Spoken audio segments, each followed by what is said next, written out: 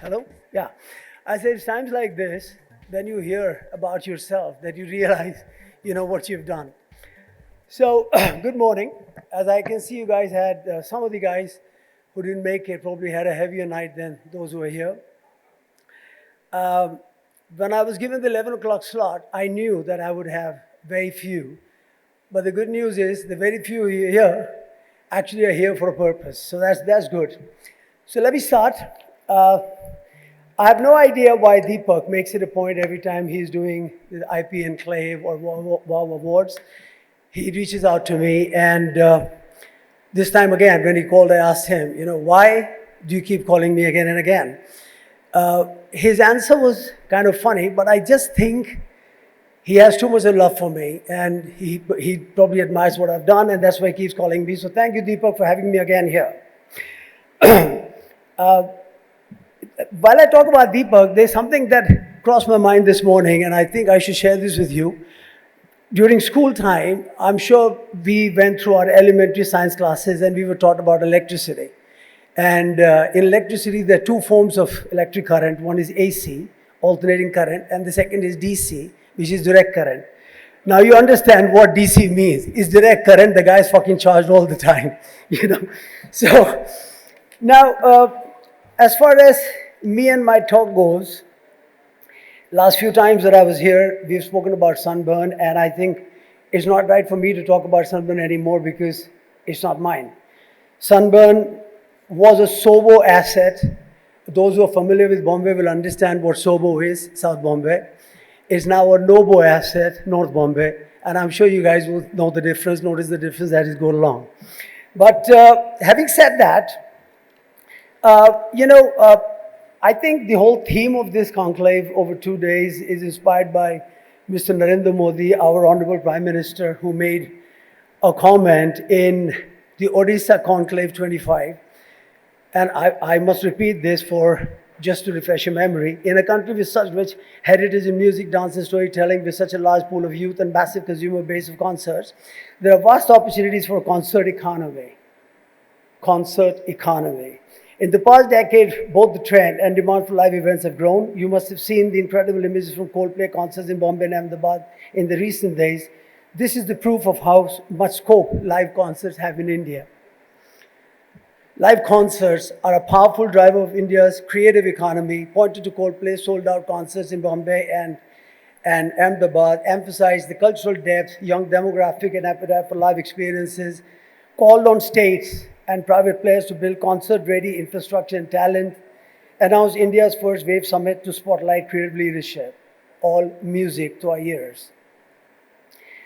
I don't know how many of you are familiar with this, but we have been talking about concert economy for nearly the last 10, 15 years. Sunburn individually was making a contribution of about 1,000 crores every December to Goa's economy. But it all flew under the radar. Nobody acknowledged it. But when Mr. Modi said concert economy became the national conversation. The 18 years of Sunburn, it didn't make a ripple. One Coldplay concert, 641 crores, it created ripples. Now, if you take a look at the E&Y report on the whole concert space, superfast trains were launched in Bombay to manage, the Bombay-Ahmedabad traffic. Ahmedabad airport handled 138,000 travelers in 3 days, record 47,000 arrivals on concert day alone. City's metro system broke records, hotel room rates surged, retail surged, tourism went up. I don't know. I think some of you might have attended Sunburn in Goa, and you'll remember what used to happen in Goa. We used to get about 400,000 people, 100,000 a day, okay? And, in one of our years, I think 2015, we had visitors from 52 countries. We even put up 52 national flags at the festival to mark that thing. The hotel rates go up in December, used to go up, I can't talk about now, about 4x. Flights that used to cost about 4,000-5,000 rupees return during the year used to go up to nearly 25,000-30,000 rupees return. I must give you this highlight. Taxis used to charge up to 18,000 rupees for a 4-kilometer ride in Goa. Now, all this happened in 2015. I'm glad that we're finally noticing it now in 2025. That's good news. So who really moved the needle in India's live music landscape? Sunburn, Lollapalooza, Coldplay, Maroon 5, Diljit, Yo-Yo. We've had some amazing acts, but remember one thing, that most of these are international acts. They've shaped the perception of what scale spectacle of live concerts can be in India. The concert economy so far has been spurred by international acts with major money flowing out. I don't know how many of you are familiar with the deal structure with Coldplay or some of the other big international acts. I won't go into too much detail, but major revenues, major flow out of the country. They don't stay here. So, you know, we've so far relied, and so was Sunburn, by the way, while we were running it. But the fact is, in that space, you're only relying on the artist, and the money flows out. Now, the big portion, like I explained to you, the big portion goes away. Now, look at our country. We don't lack talent. We have very rich talent pool, but the access to the big stage for our talent is limited. We spend too much time chasing imported talent, overlooking the power of what we've got here on hand. And we, having done that, been there, we said we should try and look at this. And this is where we went beyond the bidding wars on the international arena.